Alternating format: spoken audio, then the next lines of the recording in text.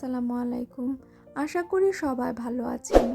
আজ আমি আপনাদের সাথে শেয়ার করব রেস্টুরেন্টের স্বাদের মজাদার চিকেন চিলি অনিয়ন। ছোট কিংবা বড় সবাই কিন্তু এটা খুবই পছন্দ করে।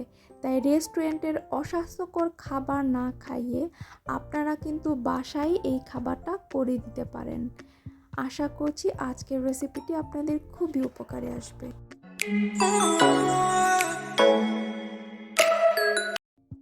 রান্নায় চলে এলাম। চুলায় একটা পাত্র বসিয়ে দিয়েছি। এখানে আমি 4 টেবিল চামচ তেল দিয়েছি। তেলটা যখন হালকা গরম হবে তখন এর মধ্যে আমি মুরগিগুলোকে ভেজে নেব। আমি এখানে মুরগি থেকে মুরগির মাংসগুলোকে ছাড়িয়ে ছোট ছোট পিস করে নিয়েছি, যেহেতু আমার বেবিও এটা খাবে।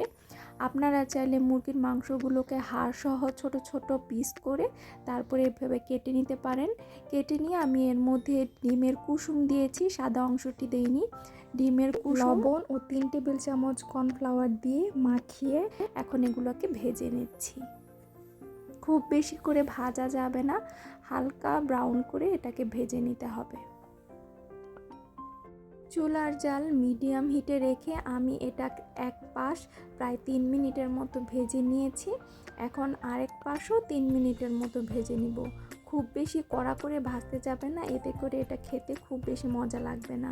হালকা ব্রাউন করে ভেজে নিতে হবে।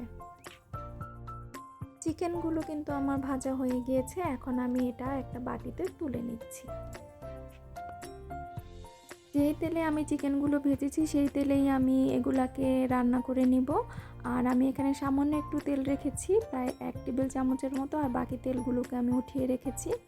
এখন আমি আগে থেকেই কুচি করে রাখা যে ক্যাপসিকামগুলো আছে সেগুলোকে দিয়ে দিলাম, আর দিয়ে দিলাম পেঁয়াজ কুচি। পেঁয়াজগুলোকে মিডিয়াম সাইজের করে এভাবে ফালি ফালি করে কেটে নেবেন। এখন এগুলাকে চুলার জাল মিডিয়াম টু হাই হিটে রেখে খুব ভালো করে 5 মিনিটের মতো ভেজে নেব। এই পর্যায়ে এসে চুলার জাল অবশ্যই মিডিয়াম টু হাই হিটে থাকবে, এতে করে সবজির কালারটা খুব সুন্দর দেখা যাবে। এখন আমি আগে থেকে একটা বাটিতে একটা মশলা তৈরি করে রেখেছিলাম, যেটার মধ্যে দিয়েছি 4 টেবিল চামচ টমেটোর সস, 2 চা চামচ গোলমরিচের গুঁড়ো ও 2 টেবিল চামচ সয়া সস।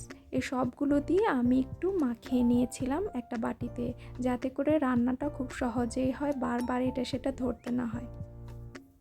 এখন সব কিছুকে একটু উল্টে পাল্টে নেড়ে দিচ্ছি। নেড়ে দিয়ে আগে থেকে যে চিকেনটা আমি ভেজে রেখেছিলাম সেই চিকেনটাকে দিয়ে দিচ্ছি। একটা জিনিস অবশ্যই মাথায় রাখবেন, চাইনিজ আইটেম রান্না করার সময় অবশ্যই এগুলাকে হাই হিটে রান্না করবেন, এতে করে এর কালারটা দেখতে খুবই সুন্দর লাগে এবং খেতেও মজা লাগে। চাইনিজ আইটেম রান্না করতে কিন্তু বেশি সময় লাগে না। আর এখন আমি দিয়ে দিব স্বাদ মতো লবণ ও 1 চা চামচ টেস্টিং সল্ট ও লবণটাকে দিয়ে এটাকে চুলার জাল মিডিয়াম টু হাই হিটে রেখে 5 মিনিটের মতো খুব ভালোভাবে কষিয়ে নিব। এতে করে মশলাটা সব কিছুর সাথে খুব ভালো করে মিশে যাবে এবং খেতেও খুব মজা লাগবে। আর এখন দিয়ে দিব 4-5টা আস্ত কাঁচামরিচ।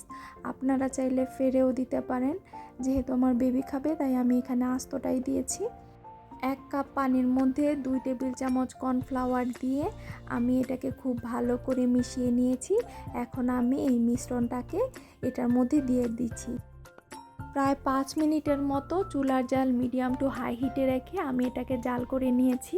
আপনারা যদি ঝোল বেশি খেতে চান সেক্ষেত্রে আর একটু ঝোলের পরিমাণ বেশি রাখতে পারেন। আমি একটু মাখা মাখা খাবো, তাই এই পর্যায়ে এসে আমি পেঁয়াজের কলির যেই অংশটা আছে সেটাকে খুব কুচি কুচি করে কেটে নিয়েছি। কেটে এখন এখানে দিয়ে দিচ্ছি লাস্ট পর্যায়ে এসে। এটা অবশ্যই লাস্ট পর্যায়ে দিবেন, প্রথম দিকে দিলে এটা কালারটা ফেড হয়ে যাবে এবং খেতেও ভালো লাগবে না। এখন এটাকে 1 মিনিটের মতো একটু উল্টে পাল্টে নেড়ে নিচ্ছি। তো চুলার জাল আমি বন্ধ করে দিয়েছি, আমার রান্নাটা হয়ে গিয়েছে। তো চলুন এখন পরিবেশনের পালা।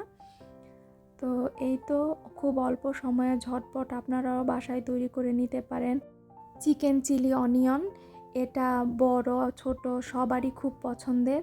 চাইনিজ এই আইটেমটা ফ্রাইড রাইস দিয়ে খেতে কিন্তু অসম্ভব মজা, আর করতেও খুব একটা সময় বেশি লাগে না, অল্প সময়ের মধ্যে করে ফেলতে পারবেন। আশা করছি আজকের রেসিপিটি আপনাদের ভালো লেগেছে। ভালো লাগলে চ্যানেলটিকে সাবস্ক্রাইব করে পাশেই থাকবেন, ভিডিওটিতে লাইক দিবেন, কমেন্ট করবেন, শেয়ার করবেন। আজ এই পর্যন্তই। পরবর্তীতে আবার নতুন কোনো রেসিপি নিয়ে হাজির হব। সেই পর্যন্ত ভালো থাকুন, সুস্থ থাকুন। আল্লাহ হাফেজ।